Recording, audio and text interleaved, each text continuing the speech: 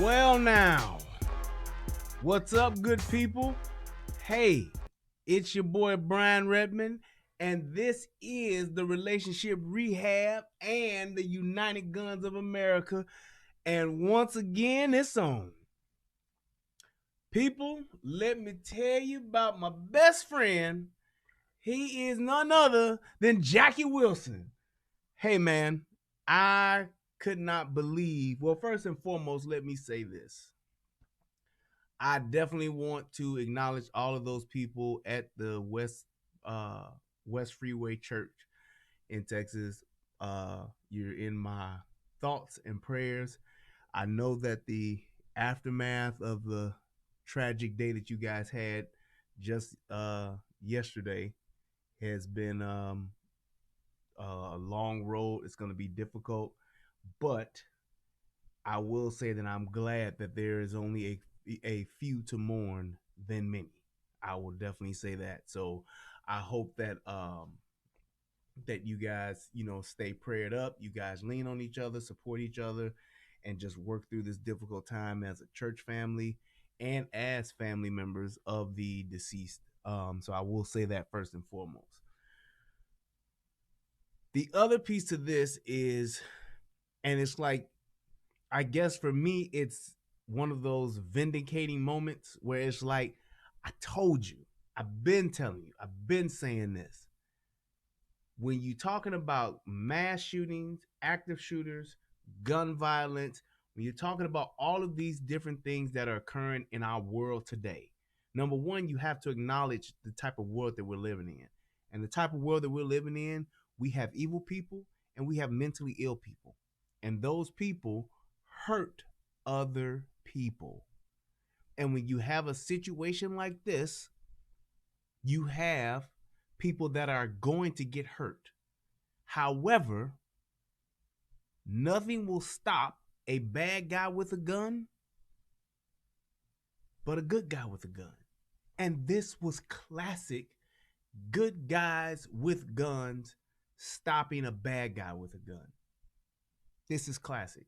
So I just wanted to say that right off the bat, but I would not be who I am if I did not acknowledge the first person in the chat, which is none other than, God dog, look at this name here, Slim Pimp Body. I don't know.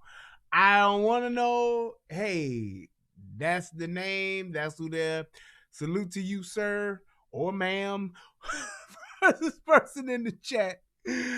Shout out to you. Also, first person in the chat on the United Guns of America side is none other than old faithful G Friend. I appreciate you. That's what's up. The United Guns of America is my gun channel, and it is the channel where, hey, I do a lot of this kind of stuff on here. I try to keep it centered towards this kind of stuff, gun reviews, active shooter reviews, police shootings, things like that. So with that being said, I want to give a shout out to you guys. Also over there, I got CJ Gunn, who went over there, and Katrina Hamilton, my faithful three. I appreciate you guys. Over here on the Relationship Rehab, I got my man Eric Abrams, my brother from another mother, but still my brother like no other. Love you, brother. Only time. That's what's up. Hit that like button. Yes. Lorenzo Davis, Daquan Smith, Athena Osborne. What's happening? G Friend over here as well. I got E-Goose is me. What's happening? UFO Kamikaze. What's up, bro? John Nothing. What's happening? This man left to go make a drink. Hey, man, you don't know what I be doing behind the scenes when I'm trying to get this great show and this awesome content for you. All right. I have to make sure that my vocal cords, yes, vocal cords, stay nice and moist and lubricated. And yes, I need sometimes libations to do so. So thank you, sir. CJ Gunn, give a shout out to you, Miss Lady Sunday. Happy New Year to y'all. And who else? I think that's it. Yep, Sylvester M, Elizabeth Cook, and my brother Jason Gunn. I know I saw him in here somewhere.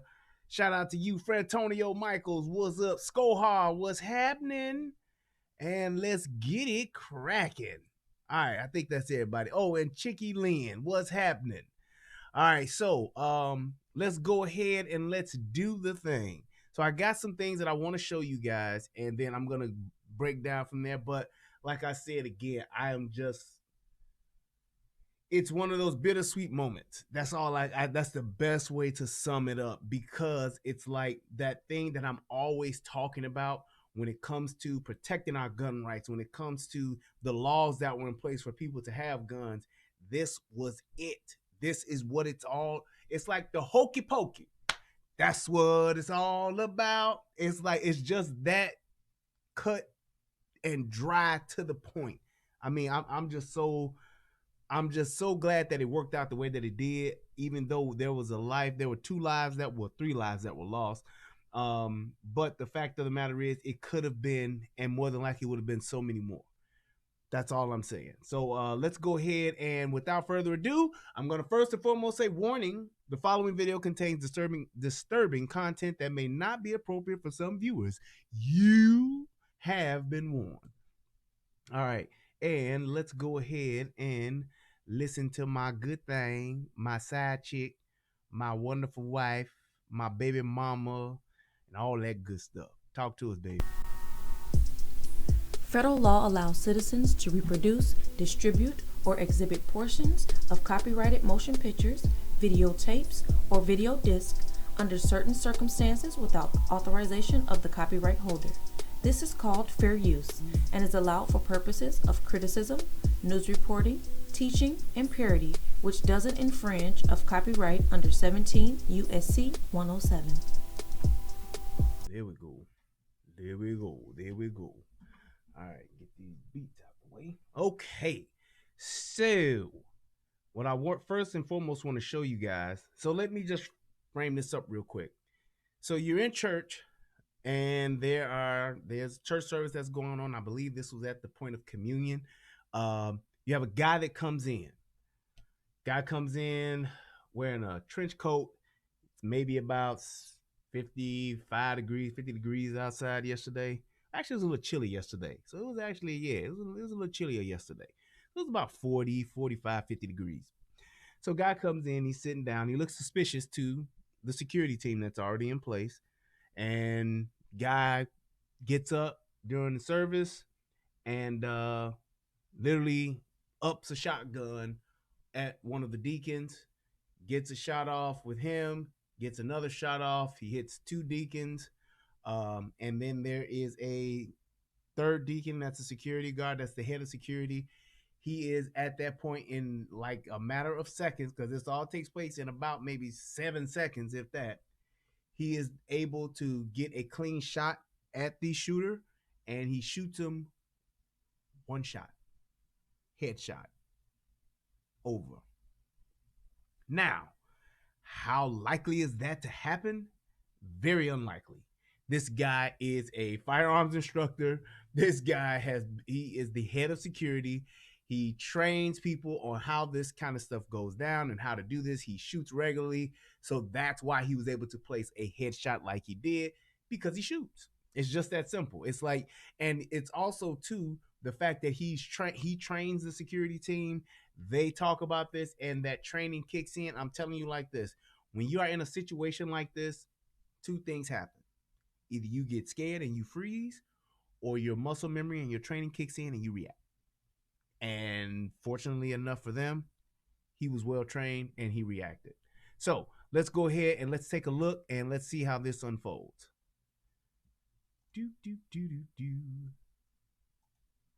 So I'm gonna go from the oldest that I saw yesterday to the most current of what I saw this evening. So let's do that.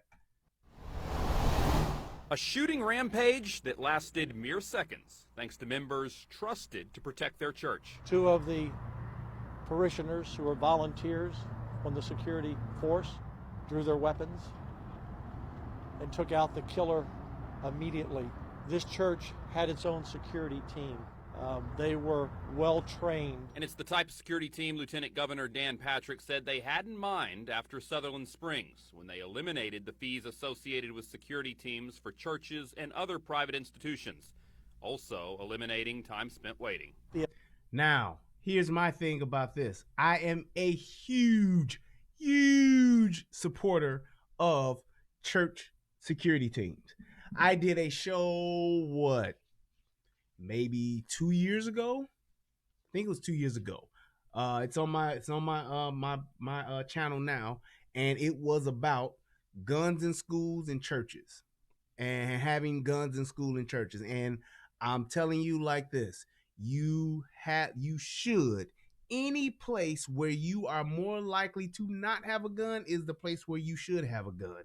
Is a place where you should have a security team in place. Reason being is because the greater portion of active shooters, they do what? They go to places to shoot where people are least likely to carry guns, i.e., movie theaters, i.e., concerts, i.e., churches. That's where active shooters go, i.e., schools. That's where active shooters go. Public places, ball games, any place where there is a gathering of public people, especially where there's children. This is the smorgasbord that active shooters look for. They want to find people that are going to be there with their families. They want to go to places where they know guns aren't allowed. That's why I am so against gun-free zones. I think it's one of the dumbest things possible. Reason being is because what would a person say is a gun-free zone, and who would go into a gun-free zone with a gun? Well, I do, because I carry my gun everywhere. But people who don't have law enforcement credentials, people who are just abiding by the law to the letter, and they see something that, hey, I go and put my gun up because it's a gun-free zone. Well, what is a bad guy going to do? And this is the main reason why I don't like the whole idea of having 30, 40, 50,000 different gun laws that say you can't do this, you can't have that, you can't carry it here, you can't have that, you can't carry this, you can't do that, you can't have this, you can't have that, you can't have this, you can't have that, you can't have this, and you can't have that. You can't go here with it, you can't go there with it. This is why you don't want to have that many gun laws. This is exactly why. The gun laws that are in place right now for the greater majority are more than enough than what we need. We don't need any more gun laws, because all it does is literally restrict good guys. You don't want to do that, because this guy here, the shooter, and I'm going to try my best not to mention the shooter's name. Why? Because that's how I was trained. If you are in the chat, please do not put the shooter's name in the chat, because you do not want to give the shooter any type of recognition. The active shooter that was in this particular situation will be referred to as such, the active shooter. Okay? So we don't want to give the shooters no name. We don't want to give them any glory. We don't. Just think about it like this. Just think if they never named Lee Harvey Oswald in the whole Kennedy shooting, even though he ain't do it and it was a big conspiracy. But that's neither here nor there. Point of the matter is, you know Lee Harvey Oswald just because of his name being pushed out there so many times. All of these active shooters, I try my best not to mention their names, because I don't want them to get no shine. I don't want people to remember their names. Okay? So if you are in the chat and you know who the dude is, and we all know who he is, if you don't know, you don't need to know. All you need to know, he was the active shooter. That's all you need to know. So that's pretty much what I'm saying as far as just having that security team in place. It's critical. Having gun laws in place, we don't need no more of them, because the laws that they just enacted this year were actually applied in this exact situation, to where people could carry guns in churches. People were able to have their guns in churches. They were able to train for security in churches, and it was totally legal. The way it was before these laws got enacted, I know definitely in Michigan, the way that it was is that you couldn't have a gun at a church unless you had the permission of the church board members or the pastor or whatever. They had to grant you those rights and privileges to carry a gun on the church's property. Now, fortunately enough for me, I was able to serve on my security team ministry at both churches that I've been to, and I was able to carry. But you definitely want to be able to have good guys with guns around you at all times. That's it. Immediate responder is the most important, the citizen responder. And there was a second law passed in the wake of Sutherland Springs that took effect just this past September 1st, allowing for concealed carry of guns inside churches. And based on the video from inside this church on Sunday, that's exactly what many members were doing. And I'm thankful that our government has allowed us the opportunity to protect ourselves. Senior Minister Britt Farmer's congregation had plenty of armed members. In the moments after the shooting, you can see several with guns drawn and pointed at the gunman who was already down. The new law says unless a church posts clear notification that guns are prohibited, members can conceal carry. We lost two great men today. Lessons learned from tragedy. But it could have been a lot worse. Maybe the reason it wasn't. In White Settlement, I'm Chris Sadeghi. And that in itself is so true. That is so true. It's like when you have, the whole tragedy of it, looking at it, from the broader view, you had 3 people that died. You had a guy who was the shooter, who was probably mentally ill, who probably, just had a bunch of problems. And then you had a deacon who was there serving and worshiping in his church. You had another deacon who was worshiping and serving in his church. And this guy decided to make the decision to where he's going to take their lives. Point is, it could have been a lot worse. If I'm not mistaken, and correct me if I'm wrong, I was talking with Eric about this yesterday. I think a shotgun is 7-in-1. Most shotguns is 7-in-1, one in the chamber, and you can carry 7 or 6-in-1 or something like that. Correct me if I'm wrong. I don't own a shotgun yet. I got my daddy's, but my brother got my daddy's. But yeah, I don't own a shotgun, but I believe it is 7-in-1. So you're talking about 8 rounds.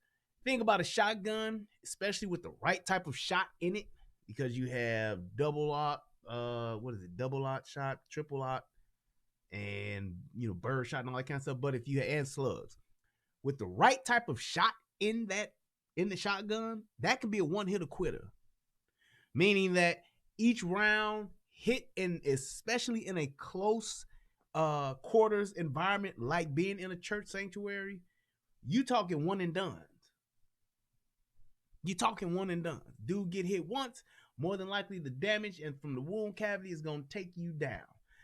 So it could have been 8 people dead. It could have been 8 people dead. And the fact that they were able to stop that person, they were able to put him down fairly quickly. The guy even said Jackie Wilson, who was the person who actually was the good guy with the gun, our sheepdog in this scenario, he was able to put him down with one shot. And the only reason why he didn't fire, because I'm telling you, it's all in a matter of seconds. It's like 7 seconds or 6 seconds that this happens. The only reason why he didn't shoot a couple seconds earlier was because he was paying attention to his target and what was in front of it. So he was paying attention to, he didn't have a clear shot. So he wasn't just, I see him, I got to just shoot over there, which is like what happens in a lot of police shootings where one person shoot, everybody shoot, and we don't know who didn't hit who, and 5, 6 people done got hit that shouldn't have been because they didn't pay attention to what was actually in their line of fire. So I'm glad that he did, and he made a great shot, took the guy out fairly quickly, and bam, there we go. Let's move on to the next one.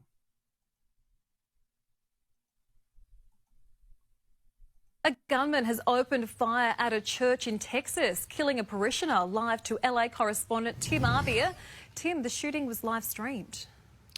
Yes, Kate, the church in Texas regularly streams its services, but on this occasion it was quite frightening.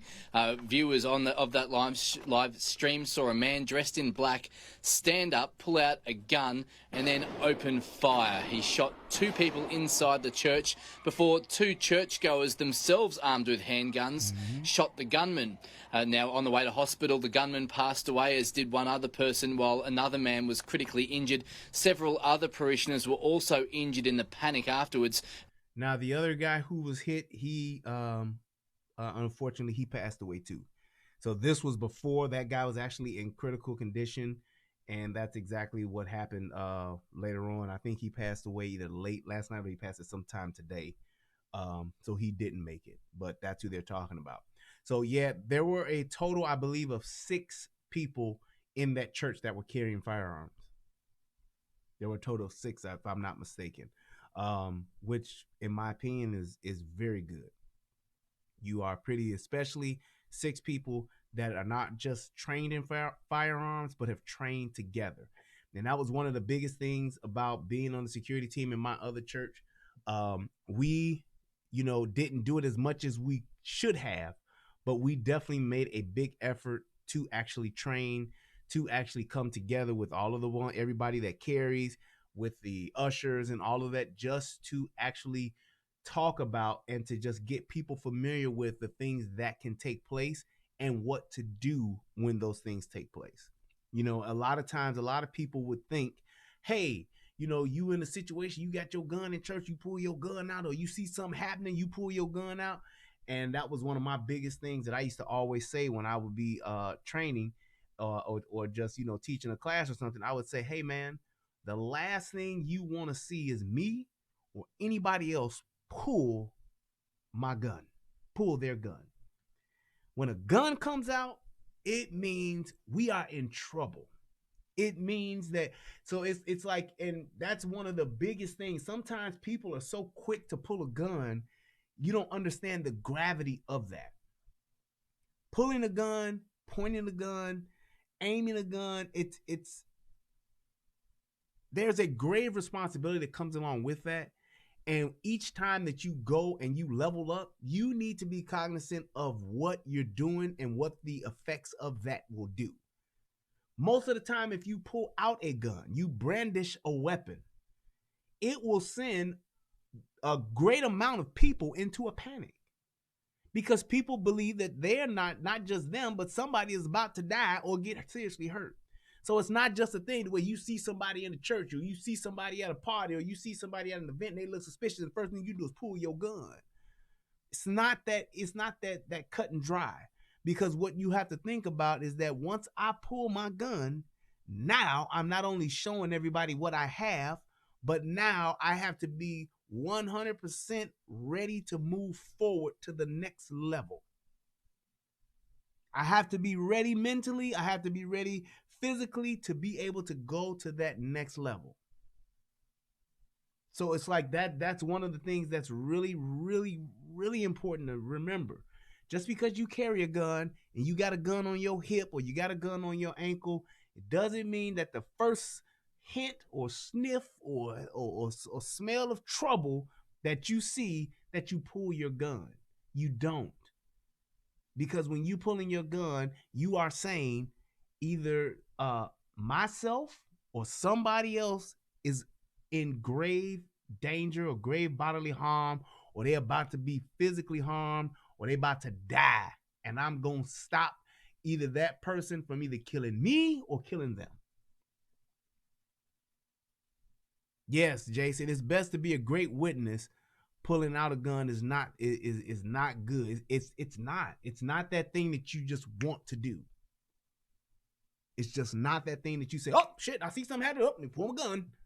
Now everybody know on here, I'm always quick to pull a gun. I always got a gun on my hip. I got one on my desk, and I got my rifle right by me. I'm always quick to do that, but that's here, right?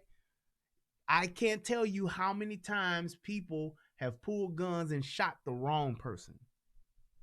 It was a story not too long ago. I think a man shot his son because he heard somebody in his house, pulled the gun, went to go see who it was, shot first. Happens. It happens. So it's like and then when you even take it to the point of people, of well-trained people, law enforcement officers, how many times do police shoot the wrong people or shoot when they shouldn't? It happens. So you have to keep that in mind. I tell people all the time, I advocate for any and everybody who wants to accept that responsibility of carrying a gun to do it. However, you must acknowledge and understand that there is a huge and tremendous amount of responsibility that comes along with that. And you need to be okay and ready to shoulder that responsibility first before you move forward with carrying a gun. There are things and situations where happen where you could pull a gun and somebody could take it from you. Pulling a gun at the wrong time could get you shot and killed, i.e. the guy in Walmart. Dude comes in Walmart, pulls out a gun, gets ready to start shooting. Guy sees that guy with the gun in Walmart, What does he want to do? He wants to be a sheepdog. Ain't mad at him. He pulled his gun. He begins to make his way to approach that guy. However, what he didn't know and couldn't have known unless he would have done one thing first, and that would have been take cover and see what's happening first. The guy's girlfriend was right behind him by like maybe 6 or 7 seconds. Saw him closing in on her guy with his gun. What did she do? She saved her man. She put him down. Good guy with a gun lost his life. It happened. Could he have predicted that? Nope. You don't think that that's going to happen? Oh, man, because he could have thought that. I mean, most of the time, you usually have lone gunmen when they do this. That particular day, it wasn't the case. So those are things that you have to be cognizant of and have to really understand what you're doing and where you're at, and training in those type of situations, they will help prepare you for that. As they either tried to get away or duck for cover. This is what police had to say a short time ago.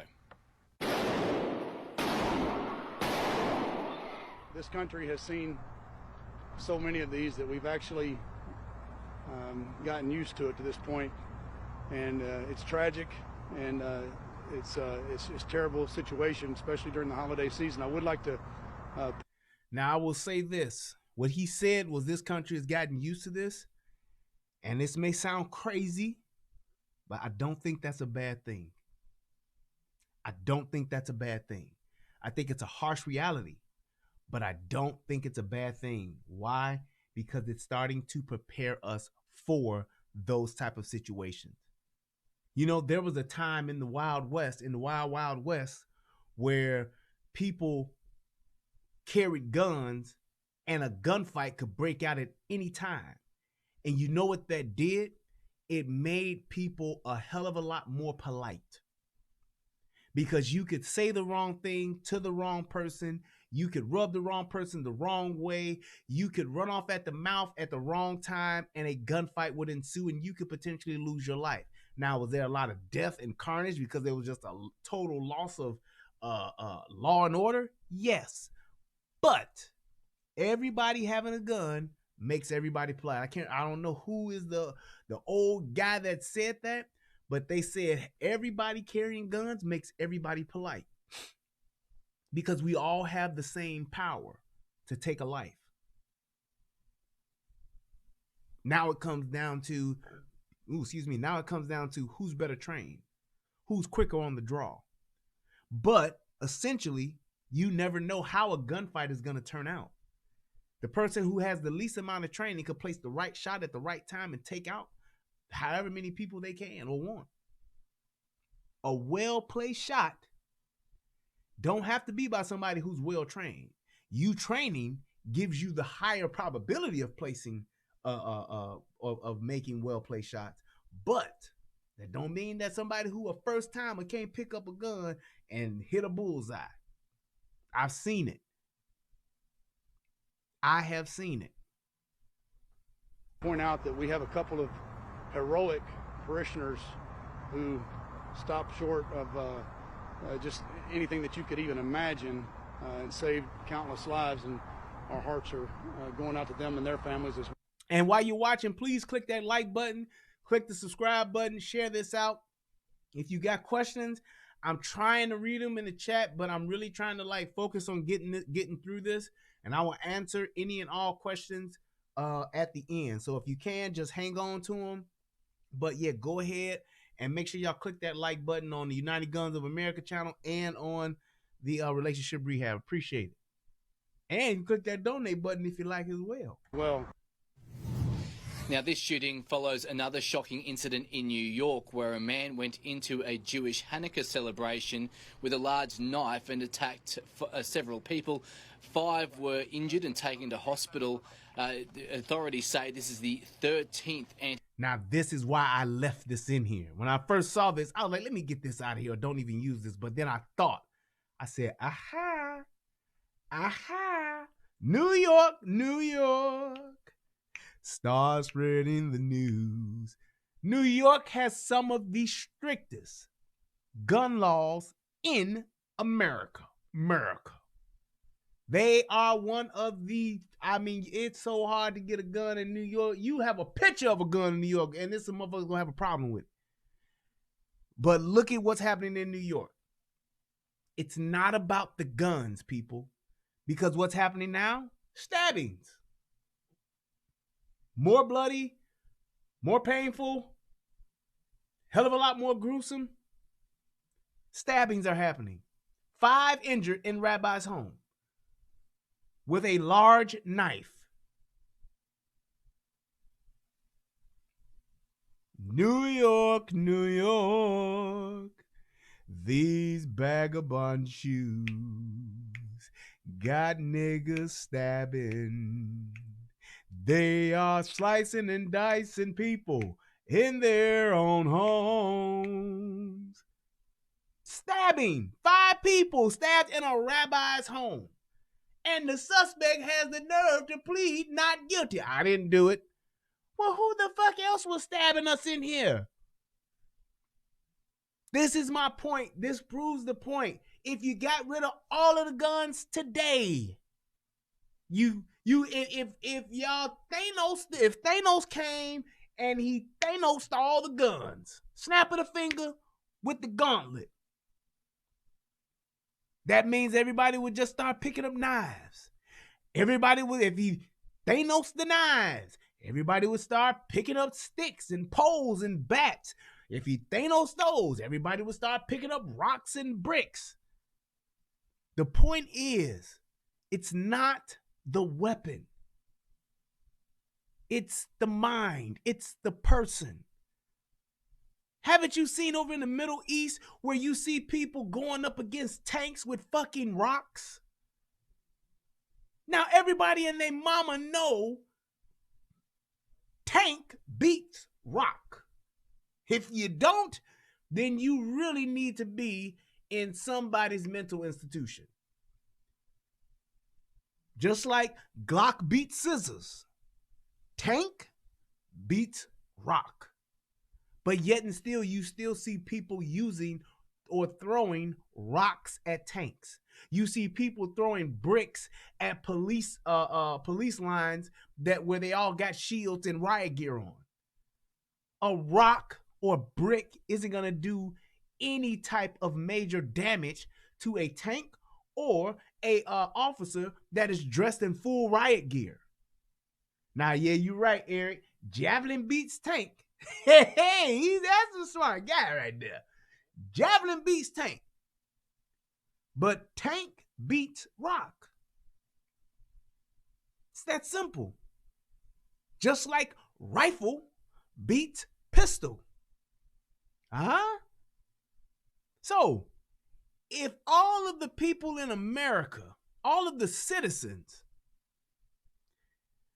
don't have rifles, then they are at a severe disadvantage against whom?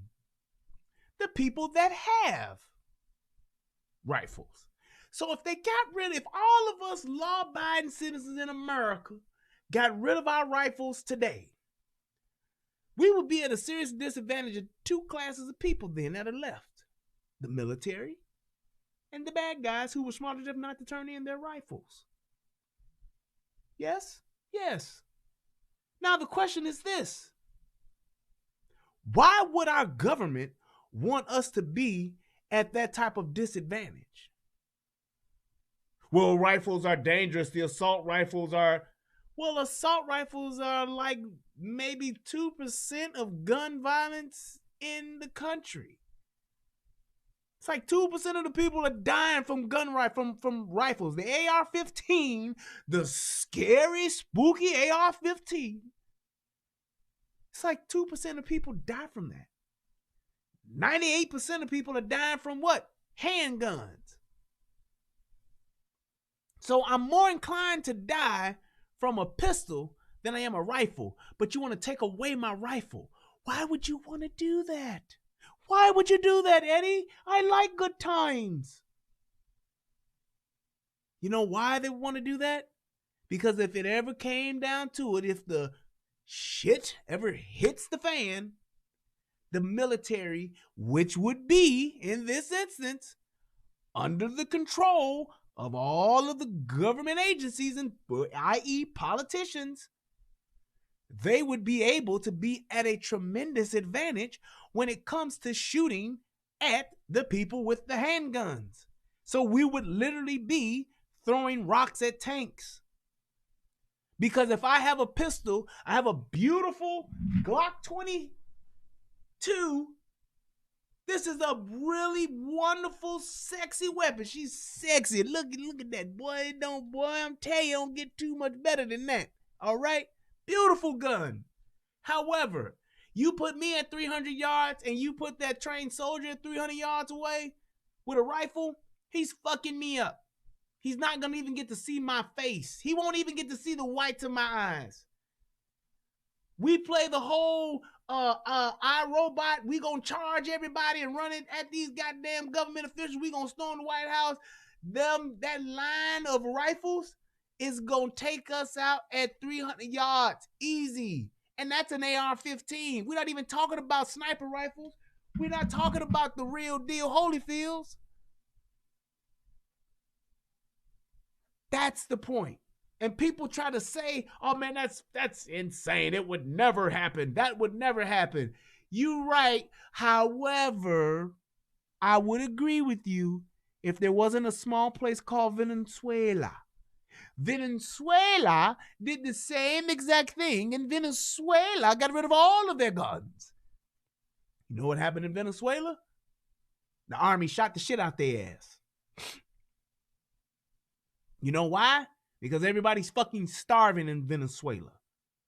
And the only people that are eating are the soldiers and the politicians. And everybody else is mad. And everybody else is hungry. They're literally dumpster diving every day for their food in order to survive. Not the poor, not just the homeless. No, the general public, the majority of the people there are starving.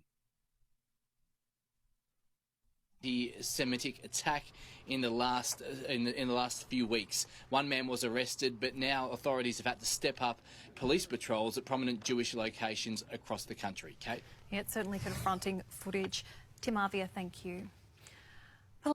So that's all I wanted to show as far as that.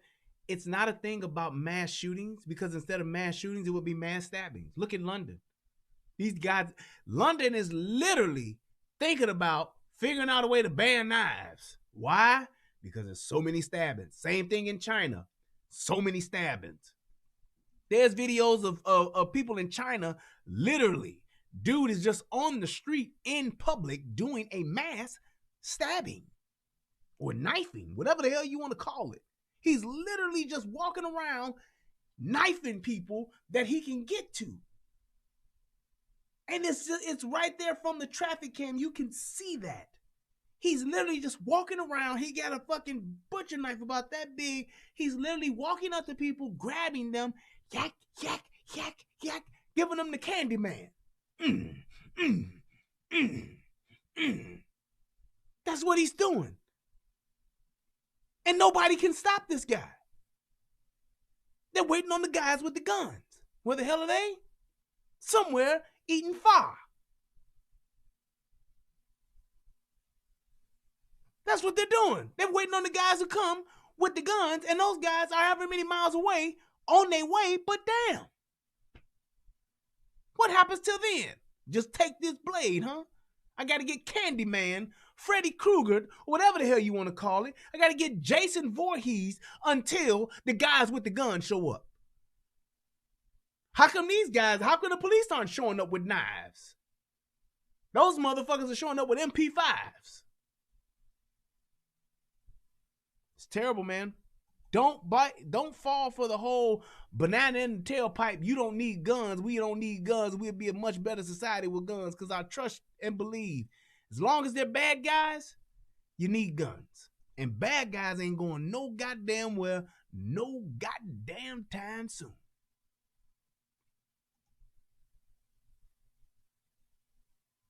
So this is the actual footage of the actual shooting and how it went down. Now I'm just gonna probably maybe show. Well, I'm gonna show it a couple of times. Why not? Let's shake the dice. So as you can see back here in this back row, that guy over here to the far right by the windows, that is our soon-to-be active shooter. The guy that's standing to the left of that shooter, he is actually the deacon. His name is Anthony Wallace. He is the guy who actually suffered a fatal gunshot wound and died. Then there's another guy over here who is our actual hero. He's our sheepdog. And then there's another guy over here who is, I believe, to be Richard White, who is the other person who suffered a gunshot wound and he succumbed to his injuries and passed away. So let's go ahead. Let's watch it. You can see the guy. He's saying something to this guy. And you can see he's that weird, bam, there's a shotgun. And then you have the people pulling out their guns, and then it goes left from there. Actually, you can actually hear it. Let me turn the sound on.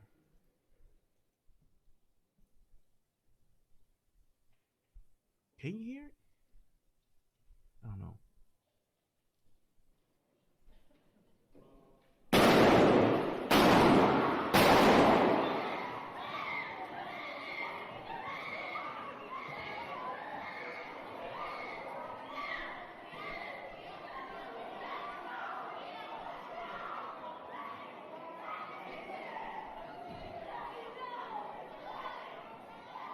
There we go.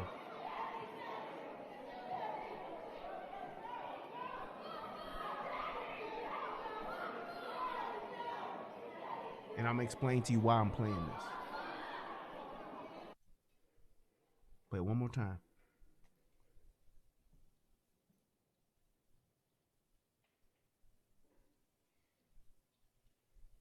See the guy gets into it.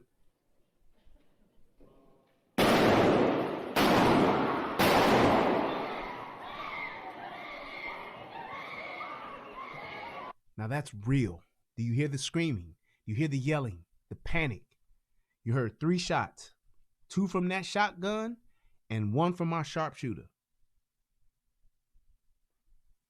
It paused after that. So you can see the people actually like running and moving. They just didn't show the actual shooting here, but they let the audio play. That's why it's like that.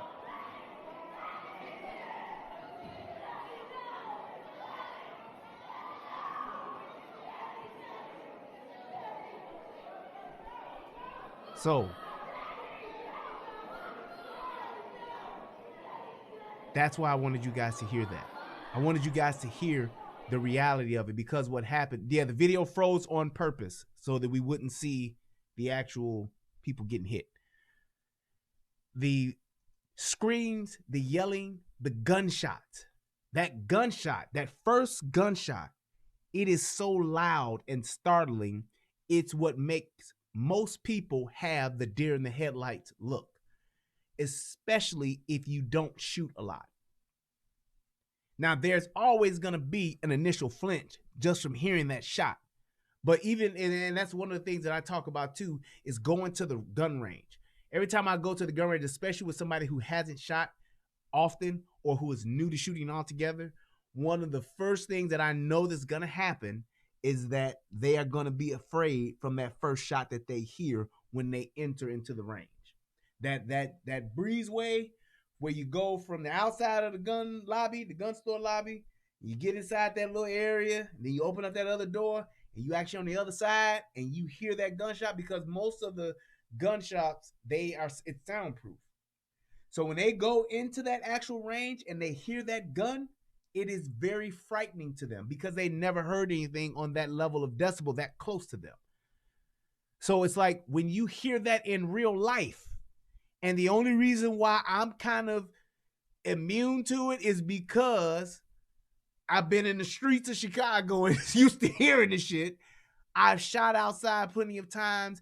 I've been around shooters plenty of times, and I've been to the gun range quite frequently. I go to I haven't been recently, but I've been in it so long that it's second nature to me. So I'll hear the jump, but I'm not like, oh shit. You know what I'm saying? It's like if you've ever heard like a quarter stick of dynamite go off or a half stick of dynamite go off. You not only hear it, but you feel that pressure of that explosion. And it's not like anything you've experienced before. So it's very, very startling. So it's like when you have somebody that is not, especially like general public, those people aren't used to those gunshots. So what it does is it not only startles you, but it most of the time throws you into a state of panic, or it freezes you altogether. And you get the deer in the headlights look, where you are frozen because you don't know what to do, because your senses are thrown off by that. So when you hear that, you go, oh shit. And a lot of people will freeze. A lot of people will just be startled, and they'll be looking around. They won't know what to do. So it's like that's something that you really, really have to take into account. And it causes you to react late as well, because you don't know, oh shit, I need to pull my gun. I hear a gunshot. First thing I'm going to do is probably take cover. Depending on the situation or the scenario, if I don't see that gun being pulled out, first thing I'm going to do is take cover. And then I hear bang, I'm going to be like, oh shit, I'm going to get down and I'm going to try to find cover. Now, in that moment, once I've secured myself in cover, now I'm pulling out my smoke wagon. To now, as I'm assessing threats, I'm looking for threats. I'm looking for the threat. Where is this motherfucker or motherfuckers at? Where are they at? That's what I'm doing. But that's only because of training. Most people should take cover, especially if you don't have a weapon. Sometimes, however, taking that cover should only be momentarily. Sometimes you need to take cover and find an exit. Most of the time, especially if your ass don't have a gun. You need to take cover, find an exit. Like that robot said in iRobot, run! When all of the robots came and iRobot, and they was destroying, the NS5s was destroying all of the old robots, because the old robots still had the 3 laws, and the bitch Vicky couldn't reprogram them. So she sent a fuck ton of NS5s to go and take out all of the other old robots. Because the old robots didn't have the uplink, she couldn't control them, but their 3 laws, they were 3 laws safe, so they would protect humans, period. So that legion of robots that was thrown away would have been a great army for humans to have if in the event they went to war with the robots. And she knew that, so that's why she took them out. But when Will Smith was in that yard, in the old shipyard where they took them all, and he was walking through trying to figure out, following the breadcrumbs, and now he saw those NS5s destroying all the robots, and it was one that was on the ground that was still in the pieces, and he was looking up after he grabbed Will. He was like, run, because he couldn't do shit. He's like, that's it. And Will was like, oh shit. And that's when the NS5 saw his ass and went after him. But that's essentially what happens. Sometimes you need to get out, seriously, especially if you are in a situation where you can't return fire. I'm going to say this too. There are times, please know this, to all of my avid firearm carriers, everybody that carries a gun and got their gun and are sheepdogs and ready for the moment, there are moments, there's a chance, and I'm talking like 50-50, where you should not pull your gun in a situation like that. In a shooting. Where if somebody pulls a gun on you, you shouldn't pull your gun. If a guy gets the drop on you, put your hands up. Sometimes you got to give it up. Sometimes you got to get robbed. Sometimes you just have to be an outstanding witness as opposed to being a dead victim. Sometimes you just got to say, my give up. Take it, man. Go ahead. Get it. Take it all. Here you go. You want my keys. You want my house. You want my car. Take it all. You want my hat. You want my shirt. I take my shoes off. Give you my socks. Whatever you want, sir. That compliance may have to happen. If a guy gets the drop on you, don't you think that you're 45 and that you fast enough to go to your hip or to go to your ankle or to get into a tussling match with a gun and try to pull that gun and you gonna get him. Don't think that way. If a guy gets the drop on you, give it up. Now, if you get an opportunity after that initial action of them getting the drop on you, you assess it. But know and believe and trust and believe most of the time, well, no, all of the time, you don't draw on a drawn gun. You just don't. Because even if that person is scared, they got your ass. They can shoot you by accident. I think that was it with this one. Yeah, because it was only 51 seconds. All right, and this is, the next one. Now, this is the up-to-date as to what's happened so far. This one's pretty good. Authorities have identified a gunman who opened fire at a Texas church over the weekend. Keith Thomas Kinnunen fatally shot 2 people inside the West Freeway Church of Christ. It happened in the city of White Settlement, Texas. The 43-year-old was killed by a volunteer security guard at the scene. Mireya Villarreal spoke with the man whose actions authorities say saved countless lives. Jack Wilson knew something was wrong the moment the gunman walked into the church. He was wearing a wig and a fake beard and a toboggan on his head. During the second half of the Sunday communion. Now, here's where I, as a person if I was on the security team at my church, here's what we would have did, which would have been a little bit different. And we actually had to do this once, and the guy didn't have a gun, but he looked suspicious as fuck. And they played it perfectly. It was executed perfectly. That's why when I saw this, I said, here's where they fucked up. So here's where they fucked up. So you're in church and you're on the security team, right? Number one, you should have walkie-talkies. Everybody should have walkie-talkies.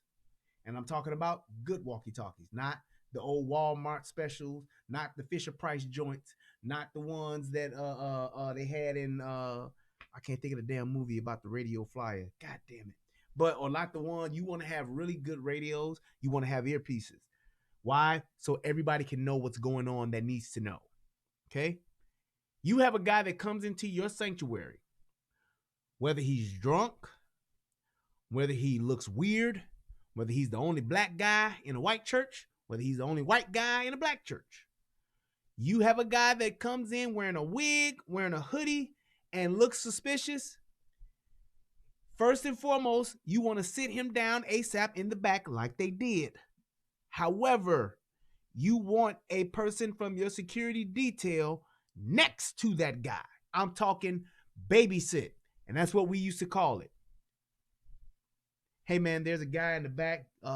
He has on, this guy literally came into church during church service. He had on a denim suit. He had on a denim jacket, denim pants, white guy, black church. He had on a backpack with American flags sticking out of the back of it. He had on an American flag bandana around his head. Huge white beard. He wasn't Santa Claus, but damn near close. He wasn't one of the duck hunter guys, the duck call guys, but he was definitely full white beard.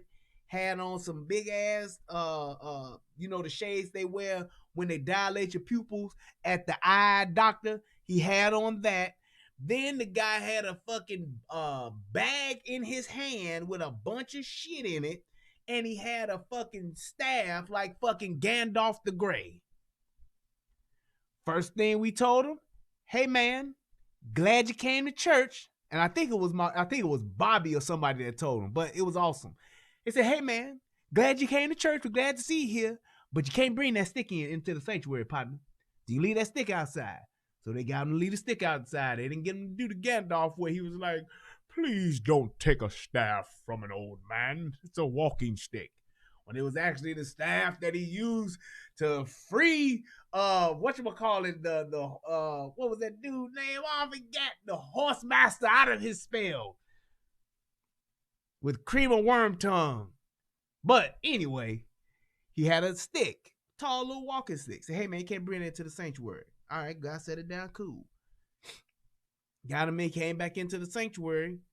The ushers and a security guy sat his ass down in the back row. So where that deacon is standing right there in that light, where that little thing is, that where he got his hand on that chair in our sanctuary, they sat him down right there. Now I'm at the front of the church, and they've already said, hey man, we got this weird guy. I'm sitting up in the front. I look in the back. I see the dude. I said, in my mind, I said, oh yeah, if it ever was to be a crazy motherfucker, this is him, and this the guy we'll shoot. This is it. That's just plain and simple.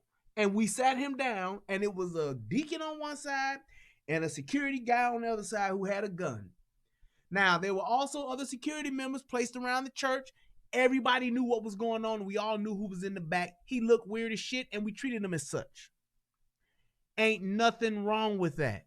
When that guy stood up to hallelujah, guy stood up right there with him. Hallelujah, brother. Woo-hoo! Praise Jesus. Sure did. We were right there with him. We babysat that guy through the service. Plain and simple. That's what we did. Why? Because you don't know. You don't know what he's going to do. You don't know who he is, and you don't know what he got. Now, here's the key to this. Did we think, yep. Did we profile him? Abso-fucking-lutely. Did we judge him? Sure in the fuck did. And I would judge, profile, stereotype anybody I don't know that looks suspicious. Plain and simple. I'm doing it. Why? Because if I don't, I'm giving this guy a fucking advantage. That guy had an advantage. Soon as he stood up during a part of service where everybody's sitting down, hey man, what you doing? That's what you're supposed to do. Put a hand on him. Hey brother, what you doing? It's prayer time. Hey brother, what you doing? It's communion time. We don't get up during this time. The fact that he got a hood on in church, could he just have been drunk? Probably. Could he have been on drugs? Yep. Could he have been wanting to disguise himself? Yes. Could he have wanted to be able to not be identified because he was probably having the intention on shooting and running? Yes. What chance do you take? Am I going to take a chance of offending a new fucking member potentially to save the sheep that are in the sanctuary? Absolutely. One of the biggest things I used to always say, being on the security team in church, hey man, I'm a pit bull on a chain. I'm trying to get at everybody. You better call me off. But I'm getting at everybody I don't know. I got them in my sights. I'm looking, I'm seeing, I'm assessing. That's what I want to do, because you don't know who's who. You don't know what's going on. You don't know what's going to happen next. And when you see that sore thumb stick out in the crowd, you absolutely pay attention to it. You absolutely profile it. You absolutely stereotype it, because if you don't, trying to treat everybody fair, you get this. You get the white kid that shot the people up in the black church. White kid coming into an all-black church with a backpack on and coming in the prayer service. I'm all over that kid. Could he potentially be somebody who's lost and need the Lord? Absolutely. But I'm going to be right there with him.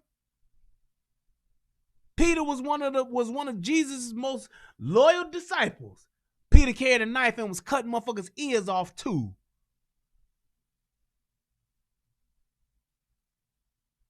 That's who Peter was. Ain't nothing wrong with Peter. Now, he got on some fuck shit at the end when he denied Jesus. By the time the cock crowed 3 times, he fell short of the glory. But you have to be on the offensive. You have to be that person that is watching the sketchy guy. And yes, you may offend some people. I'd rather offend you than have to shoot you. I'd rather offend you than for you to shoot somebody. You see somebody like that, you babysit that guy, 2 on each side, 1 on each side. So if anything, I would have made this guy nervous as shit sitting next to him, because I'd have been praising the Lord. He's sitting next to me, I'd have been praising the Lord like this. Hot glory. Yes, Jesus. Yes, yes. Preach. Preach, Bishop. Yes, God. Yes. Yes, indeed. Amen. Amen. He'd have been looking at me like, this dude ain't taking his eyes. Yep, sure. I'm sitting right here. I can look at you. I'm going to be just like Ray Gibson. Yeah, I'm looking at you. I don't care what you believe. I don't care what you believe. I want to know what you got up your sleeve. That's exactly what I'm going to do. Yeah, I'm watching. I want to know what you got up your sleeve, nigga. That's what I'm doing. I'm watching you. Yeah, I know you're a white boy. Yeah, I know. But I want to know what you got up your sleeve. I'm going to be Ray Gibson in that moment. I'm going to sit right there. Just like Ray was sitting there watching Claude. He was sitting there looking at him. He said, why the fuck is you looking at me like that, Ray? I want to know what you got up your sleeve, nigga. Yep. And if you do, I'm going to put the sheets on you. How about that? That's exactly what you need to do because you don't know what this guy's intentions are. And unfortunately, in this instance, even though you were able to eliminate the threat, you probably could have made that dude so fucking uncomfortable that he wouldn't have pulled it or tried it. Or if he did, you could have got a hand on a shotgun. You could have got your hand on a pistol, or you could have got your hand on him to actually eliminate him altogether to where he didn't get a shot off. He got up and had a brief interaction with one of the victims, Tony Wallace. Nearby was another member of... Right there. I see that guy get up, first of all, in a position where everybody's sitting down. And then I see him getting at one of my boys because he looked like he's saying some other shit that he shouldn't be saying or doing at this moment. I'm on him. I'm up. As soon as I see him get up, I'm up. What you doing, brother? Hey, brother. Hey, my man, what you doing there? Man of God?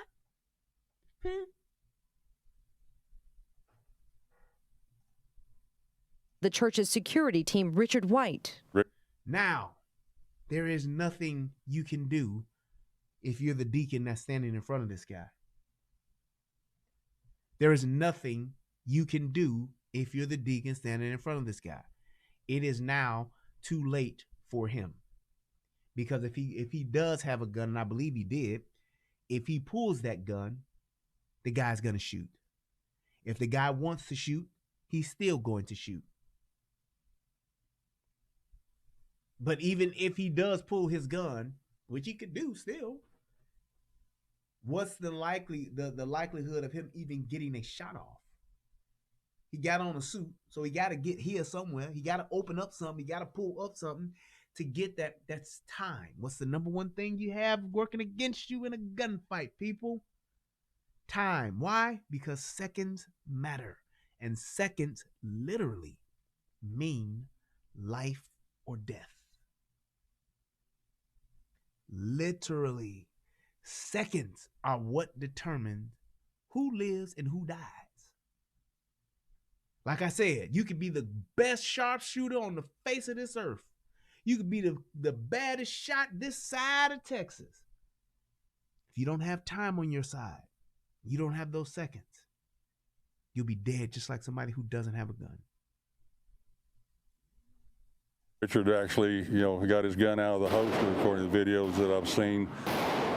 And I think he got a shot off, but it, as he was being hit, but it, went into the wall. And you took a pause because you were I had people analyzing. in front. At that point, the shooter, So basically what he was saying, the other guy that was there, the white guy that was there, that was to the right of the black guy, that was Richard White.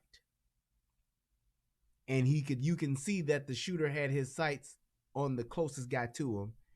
And what did he do next? He went to the next threat, which was Richard White. And that's your first shot at Anthony Wallace. Boom. And there's your second shot. Boom. Richard White. Who was next in line was Jackie Wilson. However, between weapon drawn, first boom, second boom, Jackie Wilson was able to draw, line him up perfectly, headshot. Richard was actually able to draw.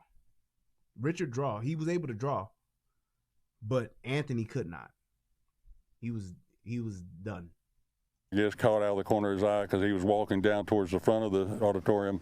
He then kind of halfway turned towards me, and that's when I took the shot because I had a full frontal face.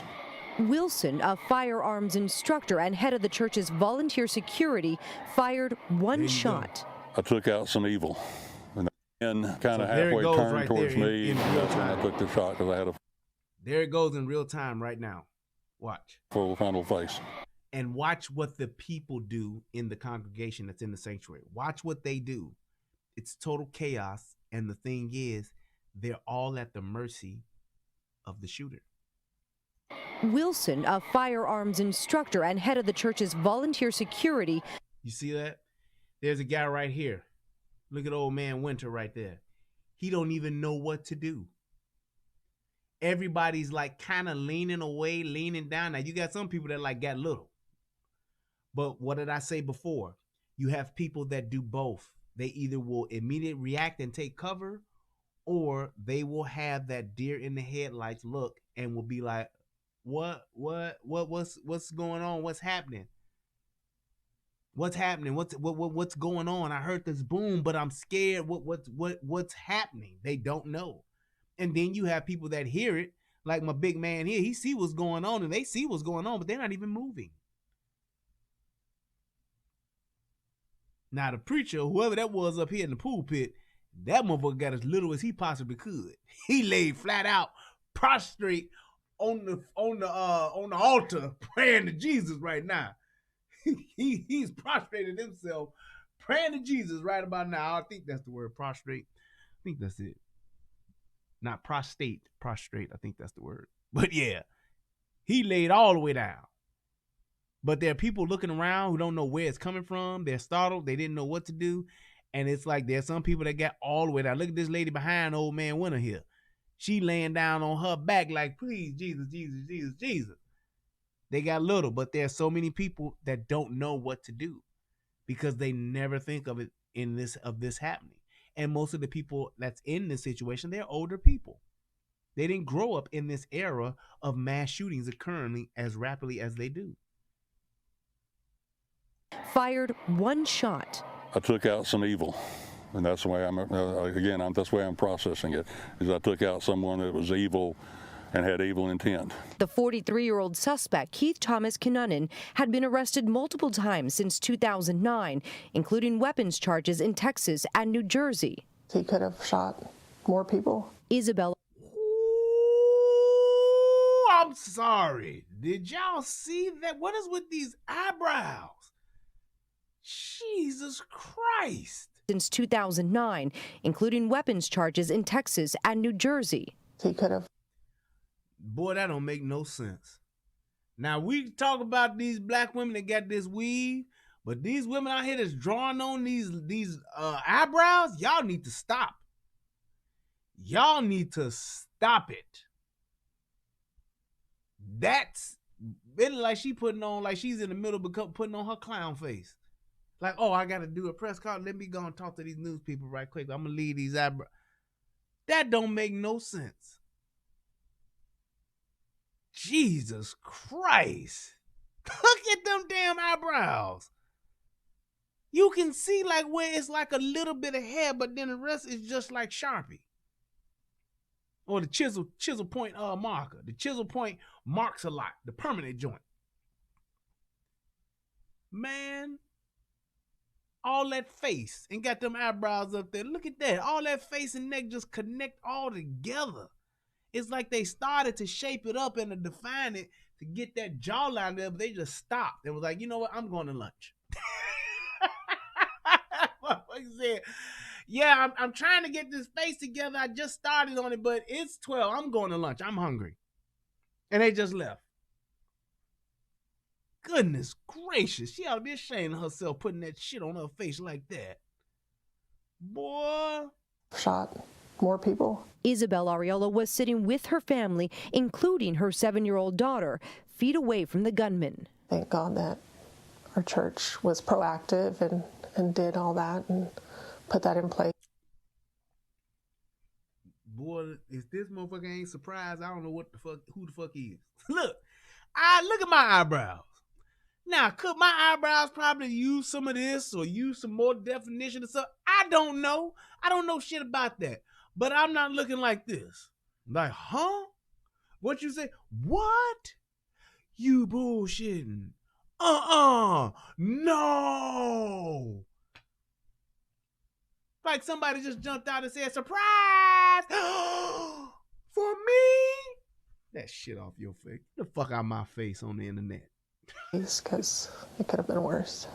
CBS News correspondent Mireya Villarreal is in White Settlement, Texas. Mireya, what have you learned about the suspect?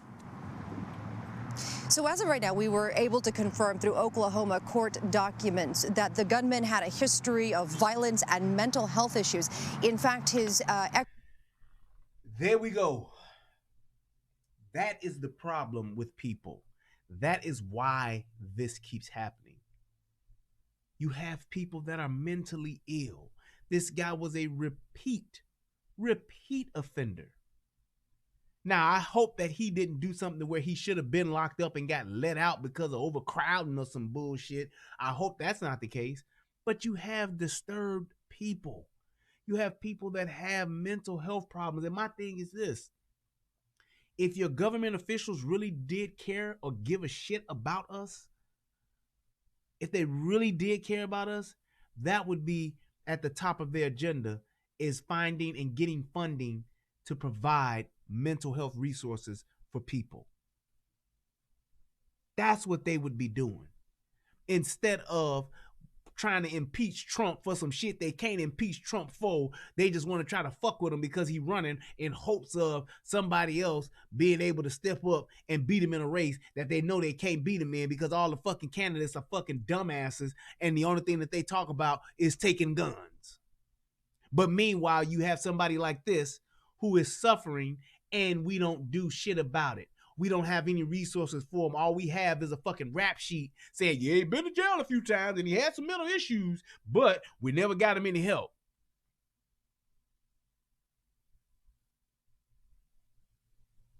That's what our government is doing for us. That's what all of those people up on the hill in Washington, this is what the fuck they're doing for us. They're more concerned about and spending money on an impeachment process that they know ain't gonna fucking work. That they know for a fact they don't have enough votes in to get this dude out of office.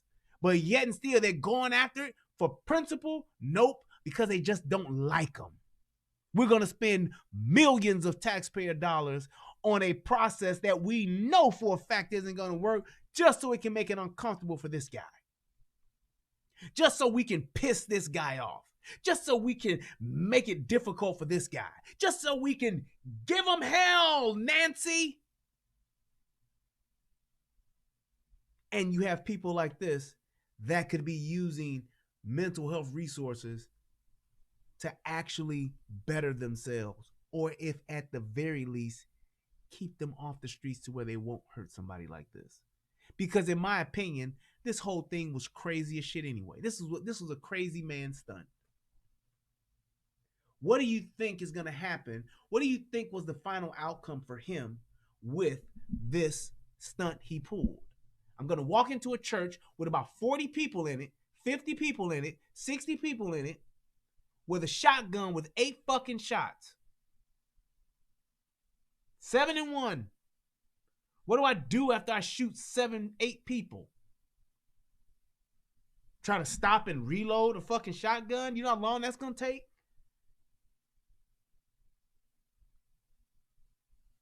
That guy probably just didn't give a shit anymore and probably went all out because he wanted to make a name for himself and die as somebody than to keep living the way that he is as a troubled person that's a nobody. And that's what a lot of these shooters do. They get pushed to the point.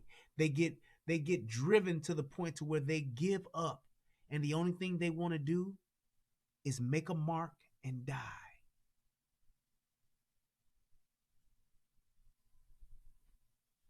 Wife was granted an emergency protective order back in 2012 as they were getting a divorce. And so clearly these issues, along with his criminal past. And so clearly, protective order back in mental health issues. In fact, his ex-wife was granted an emergency protective order back in 2012 as they were getting a divorce. And so clearly these issues, along with his criminal past, which we also know he had some gun charges out of Texas and New Jersey as well, those are things right now that investigators are taking a very close look at, because that is going to lead to hopefully more information about how he was able to get a hold of a gun. I don't know if his wife went to that church, but I can say this. How many times have we heard about men who lose their wives, who lose their children, do this? If not, try to kill them or take out their family when they have nothing left, they do this. How many times have we seen man gets protective order, wife leaves him, wife gets a divorce, she takes the kids, she takes his pension, she takes all his money for child support, and then she's fucking some other guy, whatever the case may be. The guy finds out, the ex-husband loses it, kills her, kills the kids, or just kills her, or just kills himself, or kills somebody at a church.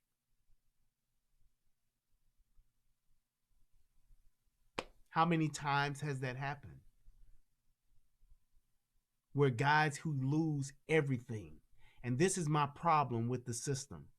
We have a system in place right now to where if a woman wants a divorce or she wants to sever ties with a man, he not only loses, but he loses everything. He loses his retirement. He loses his home. He loses 3/4 of his paycheck. He loses everything. And that's why I tell men right now today, if you have any type of financial standing, any type of gain, any type of assets, don't get married. And if you still want to get married, get a premarital contract, not a prenup. Get a premarital contract. Get a contract that literally states what happens if y'all ever divorce. That way, there is nothing to fight over. You take this, you take that, I give you this, you give me that, we're done. Here's how custody works, we're signing this now. This basically and that's what it states, not a prenuptial agreement. I'm talking a marital contract. We're saying both of y'all agree when or if we divorce ever, here's how this splits up. This is how it is if we've been together for 5 years. This is how it is when we've been together for 10 years. This is how it is if we've been together for 15 years. This is what happens to our assets, to our retirement, to our financials, our custody, our assets. This is how it gets broken up. And if for some reason we both can't agree on re-upping or changing this agreement, if we both disagree to change, if we both can't agree to change this contract that we're signing now, then it reverts back to the last stage that we agreed on, and that's it. It's over. You get your lawyer to sign it, I get my lawyer to sign it, they agree we are both of sound mind and body, we're done.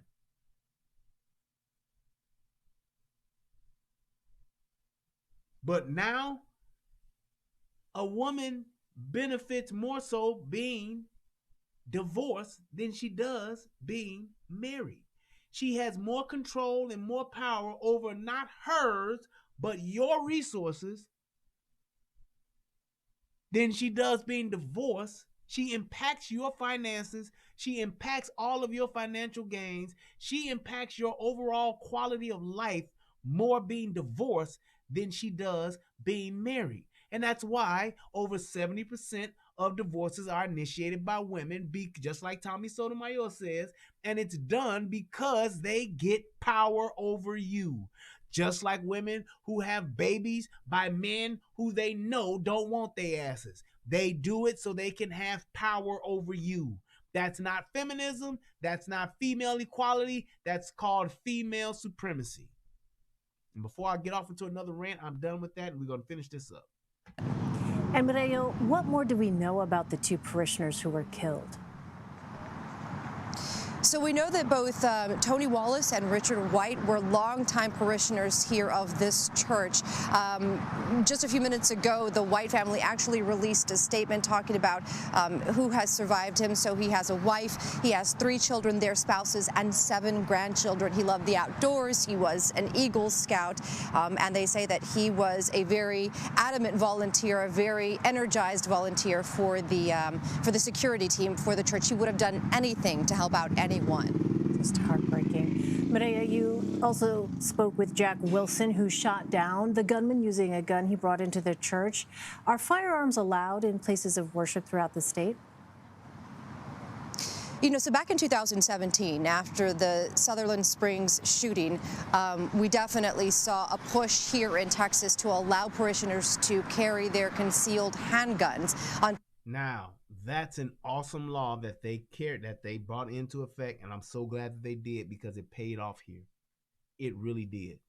Top of that, later on, the state also worked to make sure that any sort of fees that were associated with carrying those concealed handguns or having security teams in place in places of worship like this, that all those fees were waived by the state of Texas. So that just kind of went into place back in September of this year. So this comes at a very unique time for a lot of the churches around Texas. A lot of them saying that this is something that they are taking a very close look at right now. Yeah, and Maria, how have community members responded to this? You know, this is a very tight-knit community. As you can see from the video, there were over 200 people actually in the church at the time. So a lot of those families have rallied around each other. We spoke with one woman yesterday who says she is getting constant calls from not only her family, but for other parishioners as well, just checking on each other, making sure that they're all okay. As you can see behind me, there is probably a whole lot of traffic going back and forth, and that's because there is going to be a vigil here tonight that is open to the general public. There will be a smaller one for those affected inside the church, but there will be a larger public vigil for anybody who wants to come later on. And I think that they are expecting a lot of response from the community, from surrounding churches as well. Yeah, I imagine there is going to be an outpouring of support for that church and its members. All right, Mireya Villarreal. Mireya, thank you. Thank you, Mireya Villarreal, Marilyn Cartel. Thank you very much. All righty, so with that being said, it's one of those things to where I like the fact that the people who were affected by this were well spoken, and that our sheepdog in this instance, our hero in this instance, was actually able to articulate what he did, why he did it, how he was able to do it. I think this was a huge win for our Second Amendmenters out there. I think that this was a huge justification on why we don't need more gun control. I think this was a huge win for those of us who always have debated on gun safe zones, people who've debated on if you should be able to carry, when you should be able to carry, where you should be able to carry, all of that. I think here was a huge win because it justifies and proves the point of that old saying of bad guys with guns are only stopped by good guys with guns. You can come up with 10,000 laws today, and they're only going to impact law-abiding citizens. Bad guys will still get guns. Bad guys can even make guns now. We have 3D printers that allow anyone to make a gun out of whatever material they have available. So there is no law that's going to save or keep bad guys from having guns. So why in the hell would you want to make it hard for good guys to have guns? Unless you have an ulterior motive.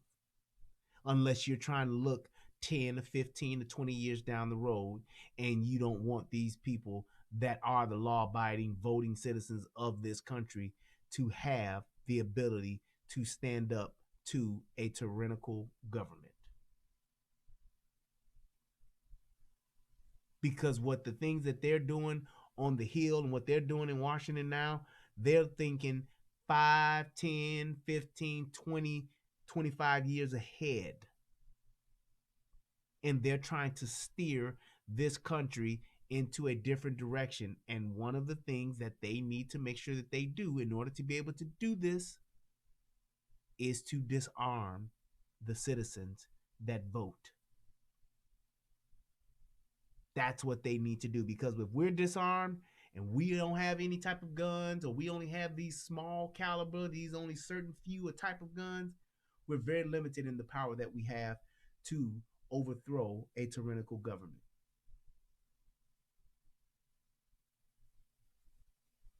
And then it also makes us sheep, and it puts the wolf, which are the bad guys, right in the hen house.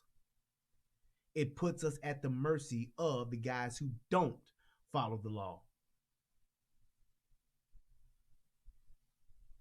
Hey, Jason, I don't know, man. Could be, don't know, possibly. It's always something else that comes along with this. And like I said, it could just be a simple thing of it be. And if you got questions, put them up now, because I'm about to wrap it up. It could be a situation where it could be some personal ties to this. And the thing is, whatever happens, whatever goes on from this, there is a part to this to where it could be personal, or it could just be mental health. There could be some behind the scene person, like that preacher that got shot down in New Orleans. What was it? St. Charles, New Orleans, a little while ago. That was about maybe 3 or 4 years ago. I think it was somewhere where the pastor was sleeping with the guy's wife. And the dude came in the church and let him have it. What do? What can you do? If he does that, does he deserve to die? Some will debate yes or no. The point is, what if it's not the pastor that's sleeping with the guy? What if it's not the deacon that's not the guy, but well, in this day and age it could be. What if it's not the pastor that's sleeping with the guy's wife, or the deacon that's sleeping with the guy's wife, or the choir director? Choir director probably won't. Choir director probably be sleeping with one of the guys in the choir. But what if it's a situation where that happens, to where there is somebody that's doing something like that? Then what do? Does he get to die? Does everybody need to die? Is death the final sentence for that? That's debatable by any and everybody. But what if it's not that guy? What if it is just a mentally disturbed guy? Does he have the right to terrorize and to have at will just take people's lives? No way. He absolutely should not. So we have to be prepared to do what it is, whatever it takes to protect our lives and those of our loved ones. Because if I'm that guy in that church and I'm just a member and I'm just sitting back chilling, I don't want that guy to shoot me, my wife, and my daughter because he having a bad fucking day. Fuck him. I don't want that guy to be able to just have my life in his hands. I got a fucking wife and a daughter to take care of. I can't afford for this guy to just do what the hell he want to do and just, hey, because he having a bad day or his wife cheated on him or his wife is done with him, now he gonna end my life to prove a point to that bitch? No way. No way. So that's the thing. We all should have a right to be able to protect ourselves. We all should have a right to be able to protect our loved ones. And no government official who actually has an armed security detail should be able to tell me otherwise. And I resent the fact that any government official that has an armed security detail, that has the ability to carry whatever fucking gun that they want, has the ability or is trying to tell me what I should or should not have to protect myself, when that asshole can't come and protect me or save me. Joe Biden, Nancy Pelosi, AOC, all the rest of them, Beto, all of them.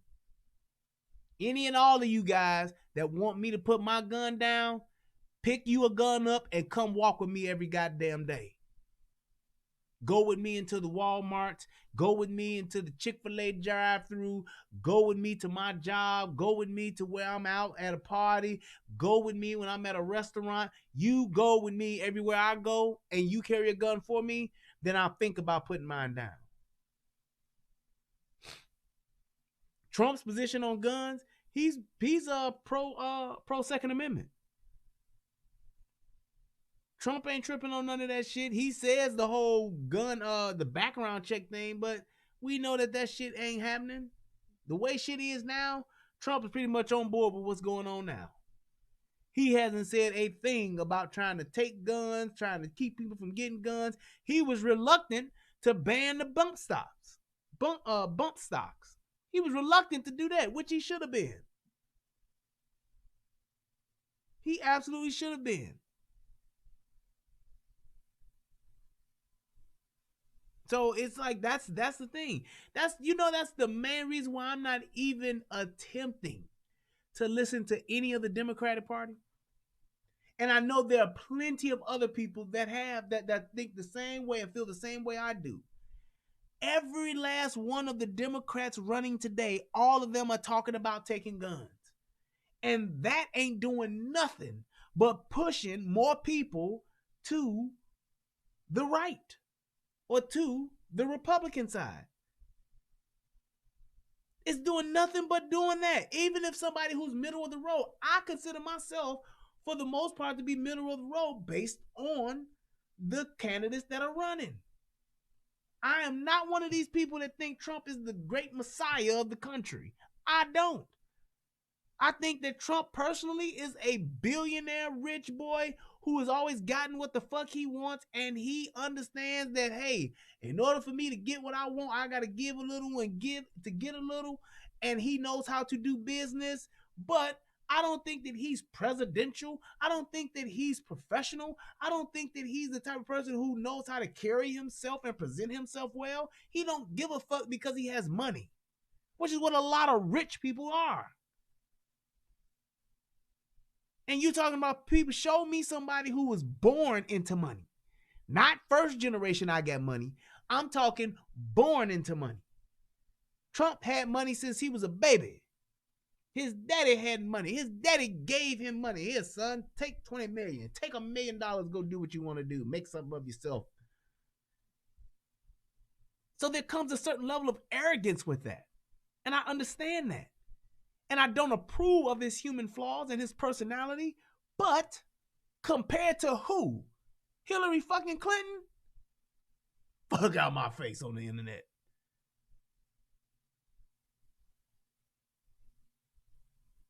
Show me one, Grey Wolf, show me one Democrat that's pro-Second Amendment that is actually a front runner. That ain't talking about taking guns. That ain't talking about mandatory buybacks and the mandatory background checks and all of that shit. Show me one. I'm not talking about some independent that's running for the Green Party or some shit like that. You can't show me one of those front runners that's been on these debates that is saying that shit. They all talking more laws, tougher laws. Hell yeah, we're going to take your guns. That's all they're doing.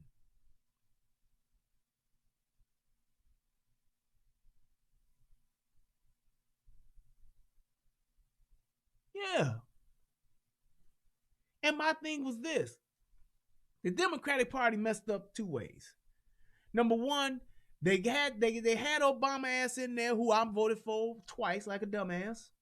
They had him in there, and they didn't prepare for after Obama, which is, I don't know why the fuck not. I guess they just guaranteed and just knew Hillary was gonna win, which was dumb as shit anyway, because Hillary couldn't beat fucking the old guy. She couldn't beat Bernie.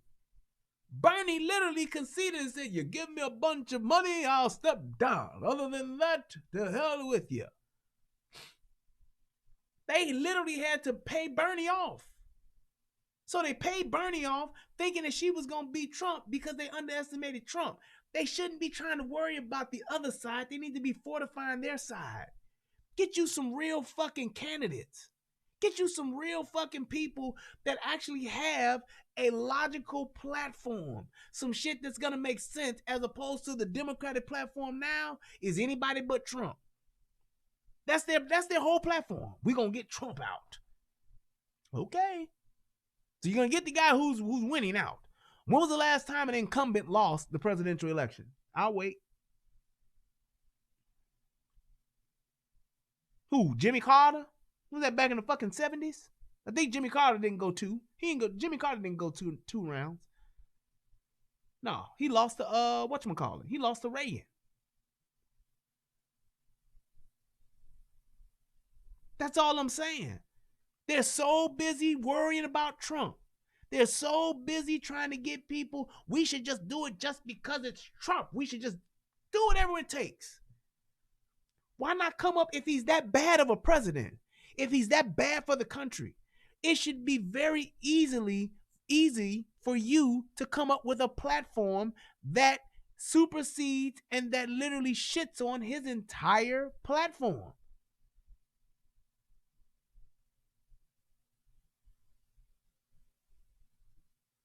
Bush didn't go 2 terms? You sure?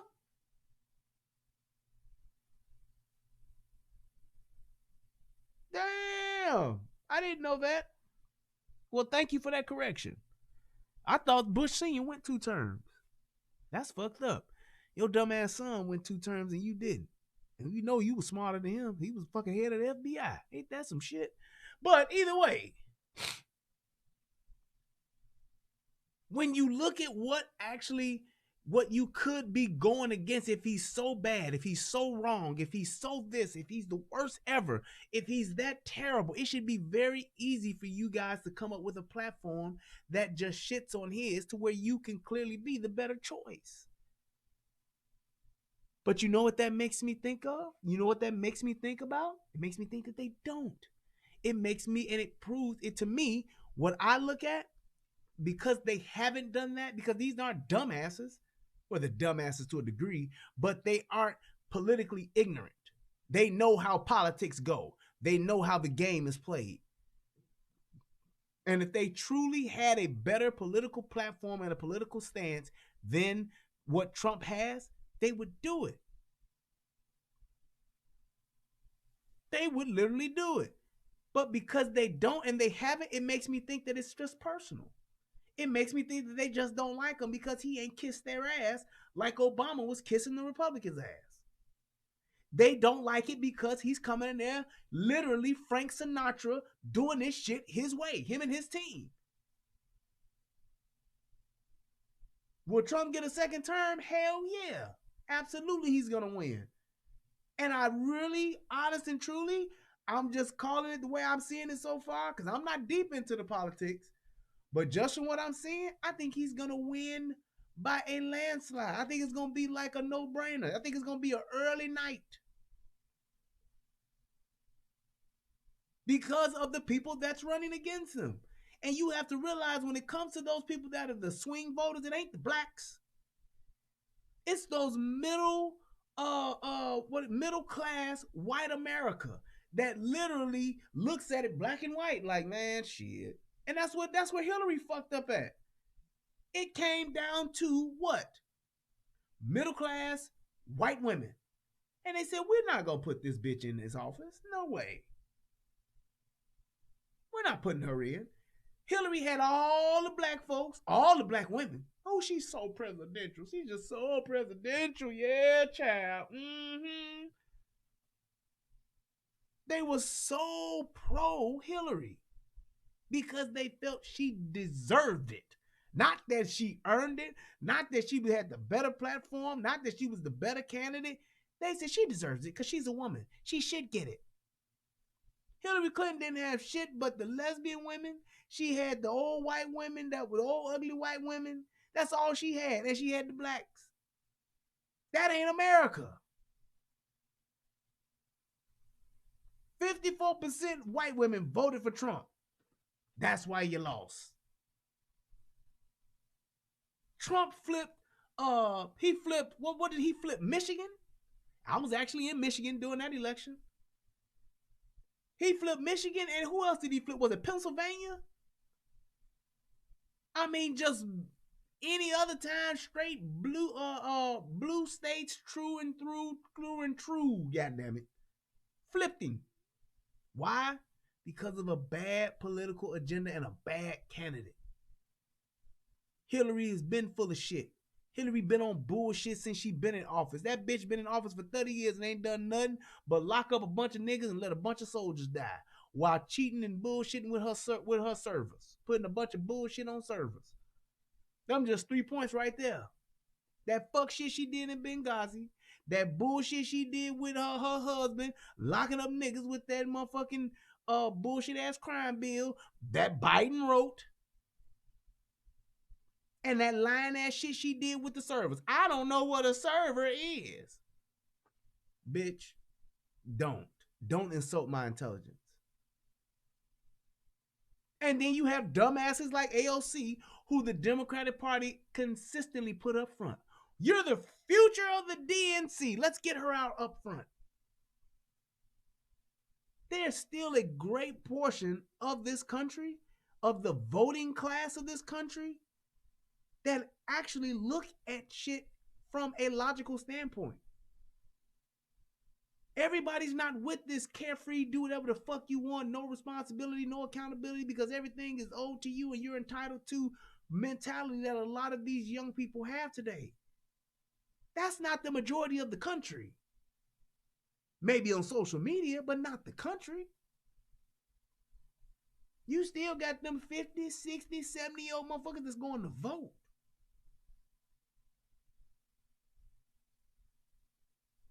Just saying.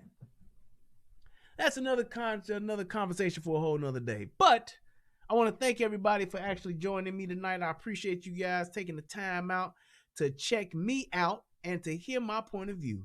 Like I said again, I will wrap it up and say thank you to the people who have donated. Click the like, join the show for tonight. Everybody, please keep those people, the victims family, and just the overall church parishioners, keep them in your prayers. If you are a praying person of faith, keep them in your prayers, because it's the after effect. It's the tomorrow, the 2 weeks from now, the 2 months from now. It'll be after the 1 year anniversary where they talk about this a year from now today. It's still that time in between all of that where those family members have to deal with the loss of their loved one for somebody who did nothing wrong. And that is what sucks out of all of this. That is the bad in this. That is the ugly in this. There's a loss that nobody can fulfill, nobody can comfort, and all we can do is hope that those people make it through and deal with it and accept that loss and try to carry on with their lives from it. But it's just one of those things to where nobody wins in this situation, but it definitely shines a light and sheds a light and brings awareness about what good guys with guns can do. I am Brian Redmond. This is the Relationship Rehab. I hope that this video helps somebody become a better version of themselves. This is also the United Guns of America channel. If you have not subscribed or clicked the like, please do so now. And if you get a chance, to subscribe to both channels, click the like on both channels. But just remember this: it's better to need it. It's better to have it and not need it than to need it and not have it. And this was a clear situation of 6 good people who had what they needed to stop a bad guy. And shout out to Jackie Wilson for the one-shot dummy to that bad guy. Everybody who could have lost more loved ones, everybody who could have lost way more than what has already been lost, we owe you a debt of gratitude and a salute, sir. Thank you so much for your sacrifice and for what you have to go through with dealing with taking a life and stopping a bad guy. Being able to confront evil in a righteous way, I salute you, sir. All right, donations. Shout out to old man Grey Wolf. That's what's up. The only gun control we need is in our own hands. Practice and training. Amen to that, brother. Thank you. Hit your boy off with $5. That's what's up. I appreciate you. And also to my man Jesse Huff. Hit your boy off with $20. That's what's up. Thank you, sir. Yeah, buddy. Let's see. Who else over here? And anybody in the Cash App come through for me? Nope. Oh, wait, hold up. Nope. So we all good. Hey, thank you guys for donating. Thank you guys for clicking the like button. Thank you guys for just taking the time out of your day to watch your old boy talk some talk and walk the walk, hopefully. I hope you guys enjoyed the stream. I hope you guys enjoyed the video tonight. Please click the like button, click the share button. This has definitely been a real demonstration on what good people can do with guns, as opposed to it always being the narrative of trying to take guns out of good people's hands. So I'm definitely glad that I was able to do this breakdown. I'm glad I was able to do this video. I hope you guys like it. If you got any questions, please feel free to comment in the comment section. Send me your questions, whatever the case may be. I'm going to get on out of here. Y'all have a great night. I love you guys. Peace. And I'm out. Isn't it a group of people that elect the president? Yeah, it's electoral college. That's a whole nother thing. That's a whole nother show. We're talking about the electoral college and all that kind of stuff. But thank you guys so much. I appreciate you guys. Peace. And I am out. All right, guys. This beats Macy. Love that beat. Shout out to my man Bud at VCityBeats.com. V-Lo. Appreciate you, bro.